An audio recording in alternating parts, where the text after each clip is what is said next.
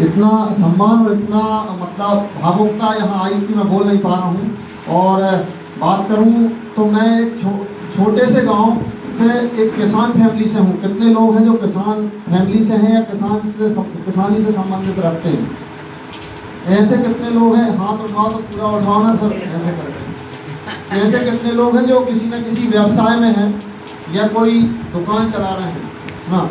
तो कहने का मतलब ये है कि यहाँ पे बहुत सारे हाथ उठे जो खेती से थे। तो मैं भी एक छोटी गांव से एक मिडिल क्लास किसान फैमिली से हूँ और नाम लिखता हूँ राजेश राजपूत। और चाहत जैसी हर व्यक्ति जब अपनी उम्र में बड़ा होता है ना, और जब उसके दिमाग में समझ होती है कि मुझे पैसा कमाना है, तो मेरे अंदर ही वही भूख थी, है ना, वही चाहत थी।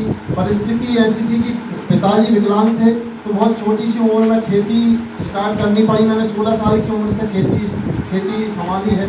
और उसके साथ साथ में क्या रहा कि मतलब बड़े फैमिली से था, तो मैंने बहुत सारी चीज़ें मैंने सुनी थी खेती के बारे में, समाज के बारे में। तो मुझे एक चीज़ समझ में आती थी कि मतलब कुछ बड़ा करना है। और बड़ा करने के लिए मैंने जब 16 साल से खेती संभाली तो बहुत लंबे समय तक खेती करी और समझ में आया कि यार मतलब मैं जो करना चाह रहा हूँ वो शायद मुझे खेती से नहीं मिल पाएगा। मतलब खेती से मेरी दाल रोटी अच्छी चल रही थी, समाज में नाम अच्छा था, क्योंकि मैं अच्छे से खेती कर रहा था। पर एक्चुअल में मेरे दिमाग में जो चल रहा था कि मुझे बाहर सिटी में मकान बनाना है, बाहर सिटी में प्लाट लेना है, गाड़ी खरीदना है, तो वो संभव नहीं होते हुए दिख रहा था। तो मुझे समझ में आया कि समझदारी वाली जो लाइन थी ना, कुछ लोग बोलते हैं खेती के साथ कुछ और करना चाहिए, तो मैंने भी वही समझदारी वाला काम स्टार्ट किया। मोबाइल रिपेयरिंग का काम स्टार्ट किया, साथ में स्टेट बैंक भारतीय स्टेट बैंक का मैंने ग्राहक सेवा केंद्र लिया। मतलब मेरी सोच थी कि हो सकता है कि इस काम में या इस काम में मैं सफल हो जाऊंगा। पर जो कहते हैं ना, दूर के ढोल सुहावने होते हैं। तो जब मैंने काम स्टार्ट किया तो समझ में आया कि इसमें भी वो इनकम नहीं मिल पा रही है जो इनकम मुझे चाहिए थी, है ना।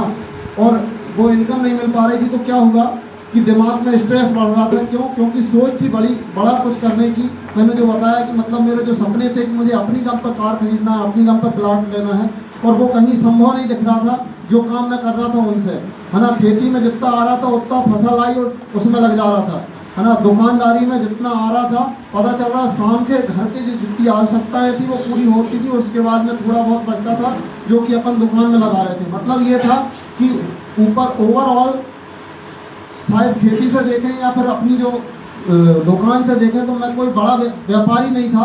मैं एक छोटी मोटी दुकान वाला व्यक्ति था कि मतलब कम लागत में जो स्टार्ट कर सकता हूँ वो मैंने स्टार्ट करके मेरी जीवन यापन चला रहा था।